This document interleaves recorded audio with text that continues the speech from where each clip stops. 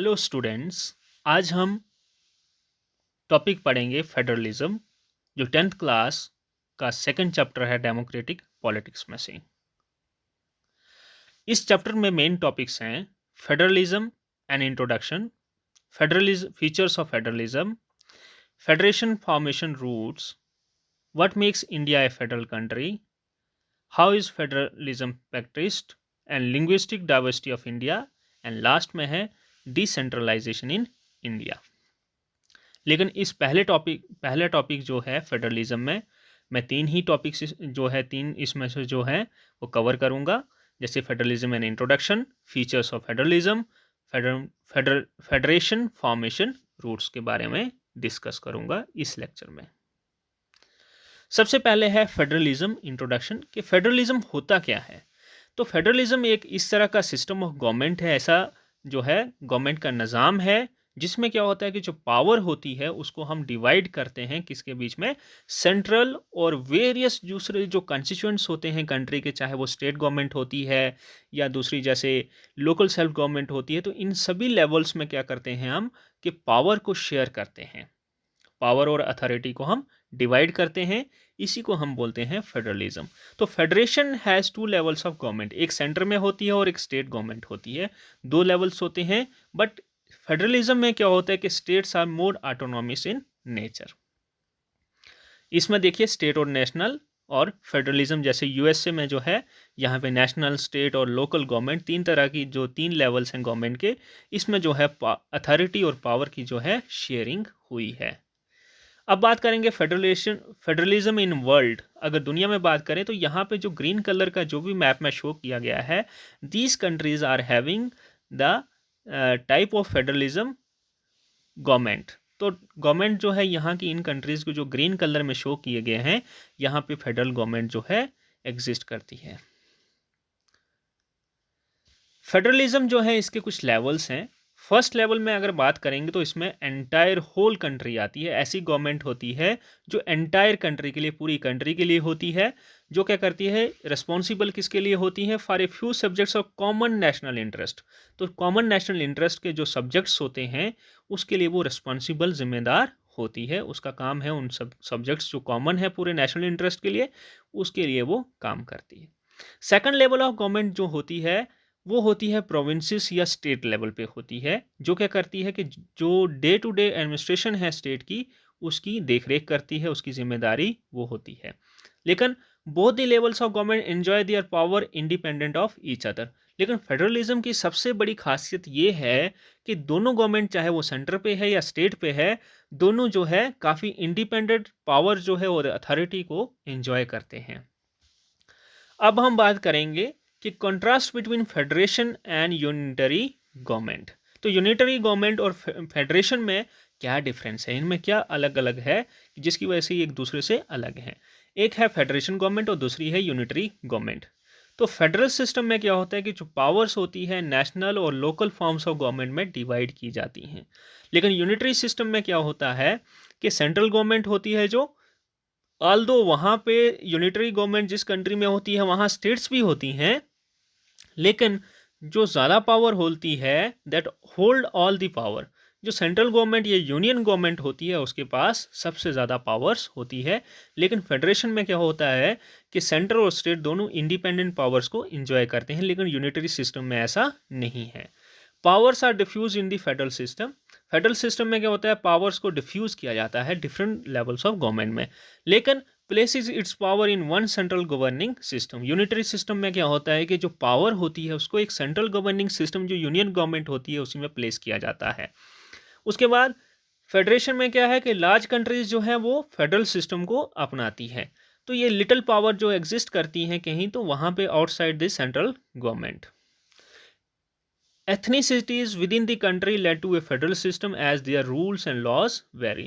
तो जब किसी भी कंट्री में एथनिसिटी आती है, डिफरेंट तरह की एथनिक ग्रुप्स आते हैं, तो उस कंट्री में क्या होता है कि अलग अलग जो रूल्स हैं और लॉज जो हैं वो वेरी करते हैं फ्रॉम एक जो उनका फेडरल सिस्टम जो है उससे दूसरे सिस्टम में।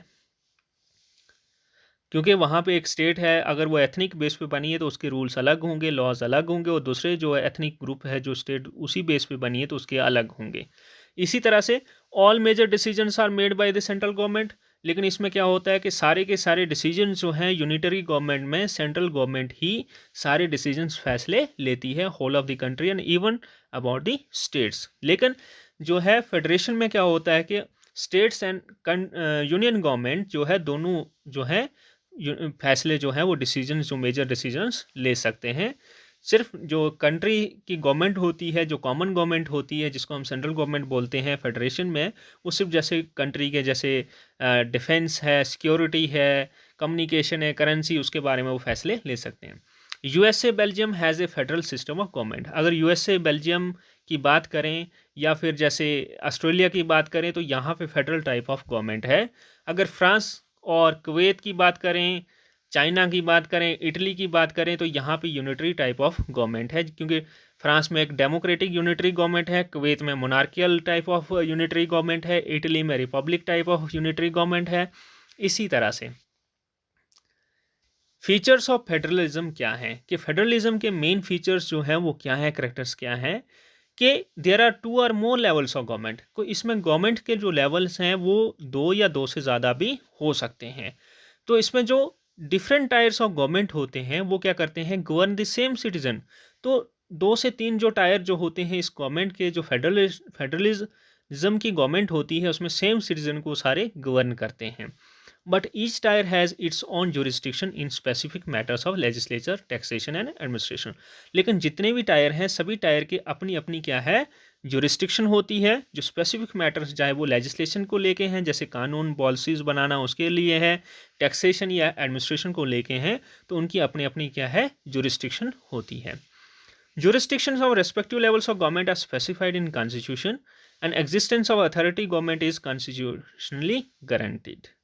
तो इसमें क्या होता है कि लेवल्स ऑफ गवर्नमेंट जो है उसमें जुरिस्डिक्शन जो सभी की है वो जस्टिफाई की गई है, उसको स्पेसिफाई किया गया है कॉन्स्टिट्यूशन में, और existence and authority of government is constitutionally उसको गारंटी किया गया है। फंडामेंटल प्रोविजंस की बात करें तो उसको हम कोई भी एक लेवल जो है उसको लेवल ऑफ गवर्नमेंट जो है उसको जो है चेंज नहीं कर सकता है। It needs consent of both levels, दोनों लेवल्स की वहाँ पे कंसेंट की ज़रूरत हो सकती है। लेकिन अगर यूनिटरी सिस्टम की बात करेंगे, without the consent of one level the one unitary मतलब सेंट्रल गवर्नमेंट जो है, यूनियन गवर्नमेंट जो है वो जो है खुद से वो जो है यूनिलेटरली जो है उस किसी भी डिसीजन को जो है वो मतलब किसी भी लॉ को चेंज कर सकती है, किसी भी प्रोविज़न को वो चेंज कर सकती है। Courts have the power to interpret the constitution. तो फेडरलिज्म में क्या होता है कि जो कोर्ट होता है, जो जस्टिस प्रोवाइड करता है, वो कॉन्स्टिट्यूशन को इंटरप्रेट करने की पावर रखता है। तो उसके साथ में पावर्स और different levels of the government भी हैं, उसको भी इंटरप्रेट करता है। और हाईएस्ट कोर्ट जो है वो एक डिस्प्यूट अगर 2 लेवल्स के बीच में आ जाता है, 2 लेवल्स जो गवर्नमेंट के होते हैं फेडरलिज्म में, उनके बीच में अगर कोई डिस्प्यूट, झगड़ा या प्रॉब्लम आ जाती है तो उसका अंपायर कौन होता है, वो हाईएस्ट कोर्ट जो कंट्री का होता है वही एक्ट करता है as a empire. Sources of revenue जो है वो गवर्नमेंट के लिए क्लियरली स्पेसिफाइड हैं हर लेवल के लिए, और एंश्योर्स फाइनेंशियल ऑटोनॉमी। तो हर एक जो लेवल ऑफ गवर्नमेंट के है उसके लिए जो है फाइनेंशियल ऑटोनॉमी जो है उसकी जो है सुविधा दी गई है। ड्यूअल ऑब्जेक्टिव क्या होता है, safe guard and promote unity of the country and also accommodate regional diversity. अब बात करेंगे कि फेडरेशन की फॉर्मेशन के कुछ रूट्स हैं। रूट्स क्या हैं, कि फर्स्ट रूट क्या है, पहला ऐसा तरीका क्या है जिसके ज़रिए जो है फेडरेशन बनती है, कि इंडिपेंडेंट स्टेट्स जो होती हैं जब वो सभी मिलके क्या करती है कि बिगर यूनिट बनाती हैं, सभी मिलके यूनाइट होके एक बिगर यूनिट बनाती हैं, और that bye pooling sovereignty and retaining identity that they can increase their security. तो इस तरह से वो सोवरेनिटी सोवरियन बनाती हैं और इस तरीके से वो अपनी आइडेंटिटी के ज़रिए क्या करती हैं, and retaining identity they can increase their security, अपनी सिक्योरिटी को बढ़ाती हैं। This type of balance of power by forming federation is called coming together federation. तो इसमें जो डिफरेंट इंडिपेंडेंट स्टेट्स होती हैं वो सारी मिलके अब क्या बनाती हैं, एक ऐसी फेडरेशन बनाती है। तो इस तरह से क्या होता है कि वो अपनी सिक्योरिटी को क्या करते हैं, इंक्रीज करते हैं, और ऑल हैव इक्वल पावर्स, तो सभी की क्या होती हैं, इक्वल पावर्स हैं। तो इसकी मिसाल जो है वो है जैसे ऑस्ट्रेलिया है, यूएसए है। दूसरा रूट क्या है इसमें, कि इसमें क्या होता है कि लार्ज कंट्री जो कंट्री होती है, उसकी यूनियन गवर्नमेंट जो होती है वो फैसला लेती है कि वो जो पावर्स है, divide it's power between the constituent states, कि जो कॉन्स्टिट्यूएंट स्टेट्स आगे उसकी कंट्री में है उसमें जो है, एंड द नेशनल गवर्नमेंट और कॉन्स्टिट्यूएंट स्टेट्स में क्या किया जाए, पावर और अथॉरिटी को डिवाइड किया जाए।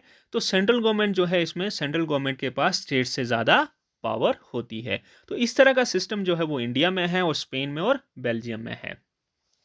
कंक्लूजन क्या है, अगर हम कंक्लूड करें तो federalism is a system in which the power and authority is divided between A central authority and states. तो सेंट्रल अथॉरिटी और स्टेट्स के बीच में पावर और अथॉरिटी को शेयर किया जाता है, डिवाइड किया जाता है। In this government is at different levels, at the centre, at the state and local level. तो यहाँ पे गवर्नमेंट जो है वो सेंट्रल लेवल पे भी है, स्टेट लेवल पे भी है और लोकल लेवल पे भी है। लेकिन सभी जो लेवल्स हैं इसमें इक्वल पावर जो है उसको इंडिपेंडेंटली जो है उसको एंजॉय करते हैं। बैलेंस ऑफ पावर की अगर बात करें तो सेंट्रल गवर्नमेंट जो है, power of between the central and state government varies from one federation to other federation. लेकिन बैलेंस ऑफ पावर की अगर बात करें तो एक फेडरेशन से दूसरी फेडरेशन में पावर ऑफ जो बैलेंस है वो उसका वेरी करता है, वेरिएशंस है। क्योंकि अगर यूएसए की बात करेंगे तो वहाँ पे जो है centre and states enjoys equal powers, independently enjoy equal powers. लेकिन उसी तरह से अगर इंडिया की बात करेंगे, यहाँ पे भी फेडरलिज्म है बट यूनिटरी सिस्टम भी है। इसकी वजह से क्या है, यहाँ पे इंडिया में जो सेंटर है that is strong, central government in India has more powers than the constituent states. तो इस तरह से जो है, जो पावर ऑफ बैलेंस है वो that varies from one federation to other federation. This depends on how the federation formed. तो इस पे डिपेंड किस पे करता है, सारा का सारा किस पे डिपेंड करता है कि किस तरह से फेडरेशन जो है वो बनाई गई है।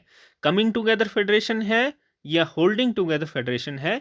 जैसे होल्डिंग टुगेदर जो है वो यूनिटरी सिस्टम में होती है और कमिंग टुगेदर जो है वो होल्डिंग वो है कमिंग टुगेदर में आती है, इंडिपेंडेंट स्टेट्स में आती है।